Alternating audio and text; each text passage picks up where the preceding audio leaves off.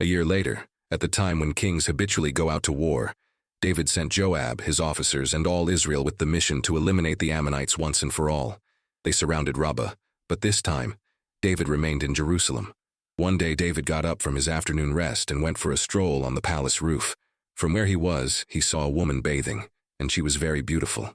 David inquired about who she was. Someone said, "It is Bathsheba, the daughter of Eliam, the wife of Uriah the Hittite."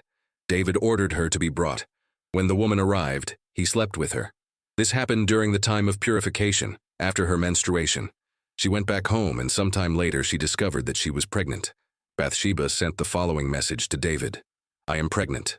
David sent word to Joab, "Bring Uriah the Hittite here." Joab sent him. When he arrived, David asked about the battle, how Joab, the troops, and the fighting were. Afterward, he said to Uriah, "Go home, take a relaxing bath, and have a good night's sleep." After Uriah left the palace, the king assigned an informant to follow him. Uriah did not go back home. That night he slept at the entrance of the palace, where the king's servant stayed.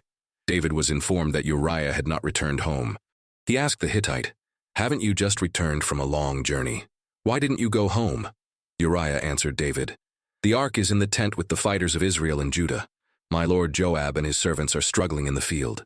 How could I go home to eat, drink, and sleep with my wife? I could never do that."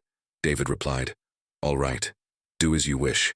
Stay here today, and I will send you back tomorrow." Uriah stayed in Jerusalem the rest of the day. The next day, David invited him to eat and drink with him, and made him drunk. But at night, once again, Uriah slept where the king's servant stayed, and did not go home. In the morning, David wrote a letter to Joab, to be delivered by Uriah's hand. In the letter, it said, "Put Uriah in the front line, where the fighting is most intense. Afterward, pull the troops back and leave him exposed, so that he may be killed." Joab, maintaining the siege around the city, placed Uriah where the enemy was attacking with the greatest intensity. When the city's defenders came out to attack Joab, some of David's soldiers were killed. Among them, Uriah the Hittite. Joab sent a report to David. He told the messenger, "After you tell the king everything in detail, if he gets angry, say, 'Furthermore, your servant Uriah the Hittite is dead.'" Joab's messenger arrived in Jerusalem and gave a complete report to the king. He said, "The enemy was much stronger than us. They advanced against us in the open field, and we pressed them back within the city walls. But then, they launched heavy arrows at us from the city wall, and 18 of the king's soldiers died." When the messenger finished the report, David became furious with Joab and vented his anger on the messenger. "Why did you get so close to the city? Didn't you know you could be attacked from the wall? Didn't you remember how Abimelech, son of Jerubbesheth, was killed at Thebez? A woman threw a millstone from the top of the wall and crushed his head. Why did you get so close to the wall?" Joab's messenger said, "By the way, your servant Uriah the Hittite died."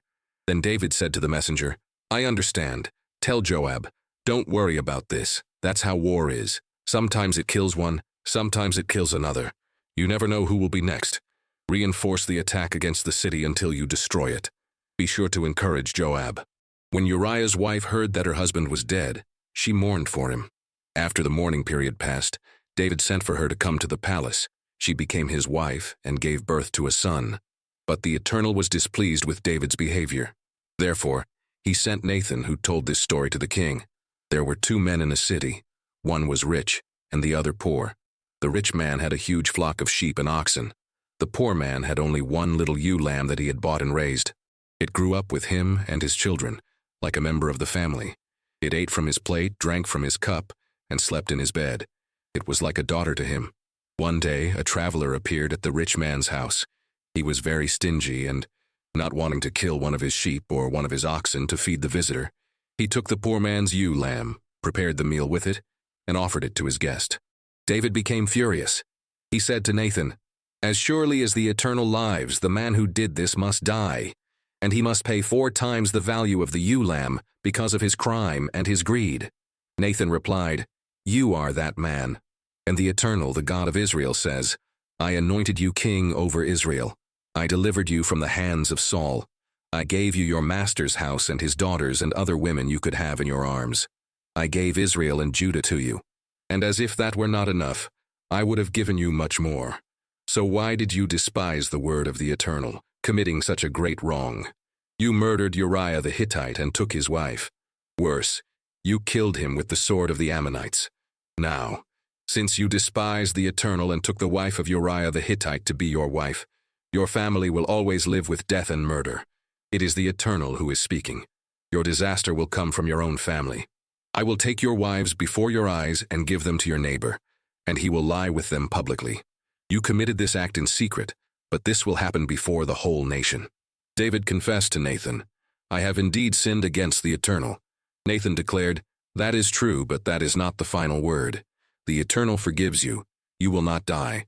But because you have offended the Eternal, your son will die." After Nathan returned home, the Eternal afflicted the son that Uriah's wife bore to David, and the boy became very ill. David prayed desperately to God for the boy. He fasted, did not leave the palace, and slept on the ground. The palace officials tried to lift him from the ground, but he would not yield nor get up to eat with them. 7 days later, the child died. The servants were afraid to break the news to him. They said, "What shall we do now? While the child was alive, he would not listen to what we said. Now that the child has died, if we say anything, who knows what he might do?" David realized the servants were whispering and guessed that the boy had died. He asked, "Is the boy dead?" They answered, "Yes, he is dead." David got up from the ground, washed his face, fixed his hair, changed his clothes, and went to the sanctuary to worship the Eternal. Afterward, he returned to the palace and asked for something to eat.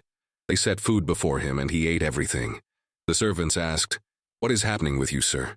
While the child was alive, you fasted, wept, and stayed awake all night. Now that the boy is dead, you get up and eat?"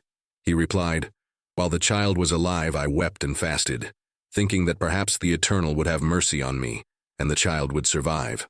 But now that he is dead, why should I fast? Can I bring him back? I can go to him, but he cannot come back to me." David comforted his wife Bathsheba, and after lying with her, she became pregnant again. A boy was born, and they named him Solomon. The Eternal loved him and sent a message through Nathan. The boy was to be called Jedediah, beloved of the Eternal. In the war against the Ammonites in Rabbah, Joab captured the royal city. He sent messengers to David saying, "I am attacking Rabbah and have just captured the city's water reservoir. Gather the rest of the troops, set up camp near the city, and conquer the city yourself. Otherwise I will conquer it and receive the honors for it." Then David led the troops to Rabbah, fought, and conquered the city. He took the crown of the city's king, which was very heavy because of the gold and precious stones. They placed the crown on David's head and plundered the city, taking everything of value. David removed all the inhabitants of the city and subjected them to forced labor with saws, picks, and axes, and in brickmaking. He did the same with all the Ammonite cities. Afterward he returned with the entire army to Jerusalem.